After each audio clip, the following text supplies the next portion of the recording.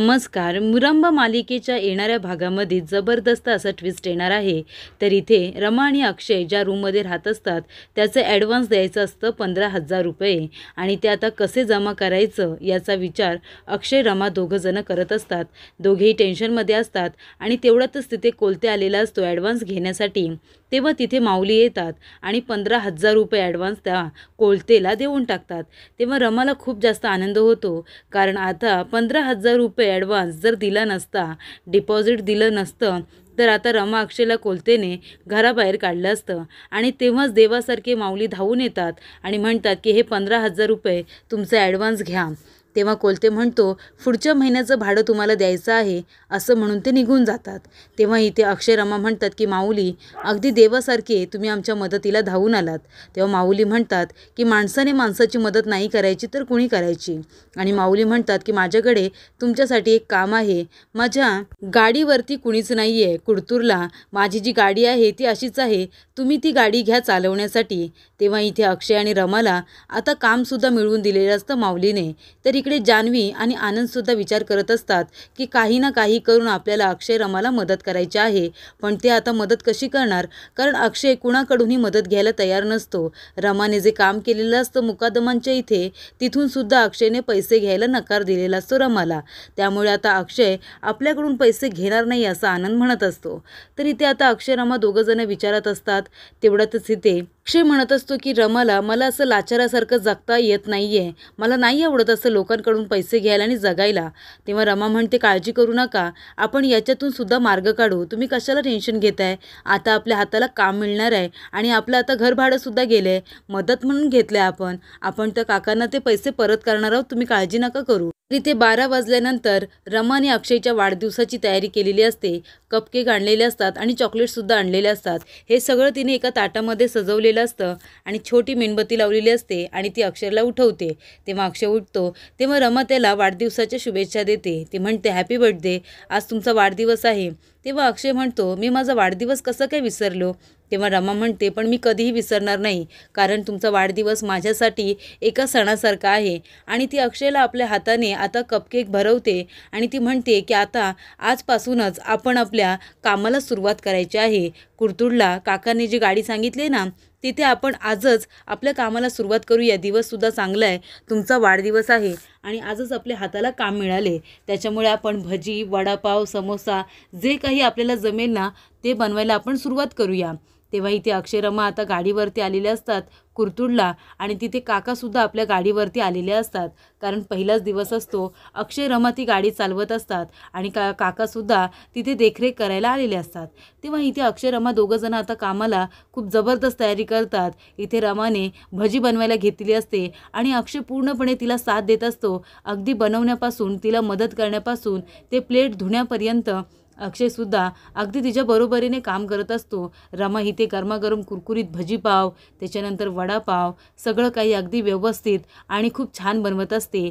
ती अन्नपूर्णाच असते. तिच्या हाताला एवढी चव असते की गिराईक लगेचच त्या वासाने त्यांच्या गाडीकडे गिराईक हे वळत असतं. तेव्हा अक्षय रमा लगेचच घाईघाईने सर्व गिराईकांना अगदी भजीपाव, वडापाव जे काही मागत असतात ते देत असतात. तर इथे अक्षयने एक छान आयडिया केलेली असते, ती म्हणजे तो आपला मोबाईल नंबर एका पोस्टरवरती लिहितो आणि तो तिथे चिकटवतो.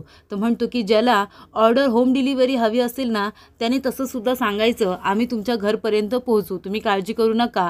तर इथे आता त्याचा जो रिक्षावाला मित्र असतो त्याने अक्षयला एक सायकल दिलेली असते आणि त्याच्यावरती तो डिलिव्हरी देणार असतो. म्हणजे जवळजवळच्या ठिकाणी का होईना, पण त्याचं असं म्हणणं असतं की आपला माल त्यांच्यापर्यंत पोहोचला पाहिजे. आपल्याला काही करून एका महिन्यामध्ये 1,00,000 रुपये कसेही करून जमवायचे आहेत. तर इथे आता रमाच्या हाताला खूप जास्त चव असते, टेस्टी जेवण ती बनवत असते. ती एक जणू काही अन्नपूर्णाच असते, त्यामुळे तिच्या हाताची चव लोकांना फारच आवडते. लोक एक प्लेट खाण्याऐवजी 2-2 सुद्धा खात असतात आणि पार्सलसुद्धा घेऊन जात असतात. ते बघून इथे माऊली काकांना सुद्धा आनंद होतो. तर इथे अक्षयला रमाचं खूपच जास्त कौतुक वाटत असतं. एवढीशी रमा पण खूप जास्त काम करते की ते आनंदाने करते असं त्याला वाटत असतं. तर इकडे आता शशिकांतपर्यंत ही माहिती पोचते. तेव्हा शशिकांत लगेच आपल्या गुंड मावल्या लोकांना फोन करतो आणि म्हणत असतो की काही करून अक्षय आणि रमा ज्या ठिकाणी गाडी चालवत आहेत वडापावची आणि भजीपावची कुर्तुळला गाडी आहे ती बघायची आणि ती गाडी उद्ध्वस्त करून टाकायची, कारण का ते लोक काही करून जिंकायला नको आहेत, मला त्यांचं जिंकणं कठीण करायचं आहे. तेव्हा त्याची माणसं म्हणतात की तुम्ही काळजीच करू नका. तर इथे आता जोरदार धंदा चालू असतो, गाडी अगदी जोरदार चालू असते, फोनसुद्धा येत असतात, अक्षयरामा जबरदस्त काम करत असतात. तेव्हा इथे अक्षय आता फोनवरती डिलिव्हरीसुद्धा घेत असतो आणि जवळजवळची जे ठिकाण असतो त्याच्यावरती सायकलवरती जाऊन लोकांच्या घरोघरी जाऊनसुद्धा तो खाणं पोचवत असतो. तेव्हा इथे रमाला तर धंद्यापासूनची माहिती असतेच, कारण तिच्या घरीसुद्धा ती ऑर्डर घेण्याचं काम करतच होती. तेव्हा इकडे आता रमा म्हणते आपल्याला काही करून आपला धंदा खूप चालवायचा आहे, आपली गाडी खूप पुढे गेली पाहिजे, काकांनासुद्धा त्याचा फायदा व्हायला हवा आहे, हो ना माऊली काका. तेव्हा इथे काकांनासुद्धा तिचं म्हणणं ऐकून आनंदच होतो. तर शशिकांत म्हणत असतो काय झालं, गाडी उद्ध्वस्त केली का? तेव्हा त्याची माणसं म्हणत असतात नाही नाही करतोय आम्ही, तुम्ही अजिबात काळजी करू नका, आम्ही त्यांची गाडी उद्ध्वस्त केल्याशिवाय राहणार नाही. तेव्हा आता शशिकांतचं फोनवरचं बोलणं रमाकांत काकांनी ऐकलेलं असतं आणि तेव्हा त्यांच्या लक्षात येतं की आता कुर्तुळला अक्षय रमा जी वडापावची गाडी चालवत आहेत ती सुद्धा आता शशिकांत मुकादम उद्ध्वस्त करायला सांगतोय त्याच्या माणसांना.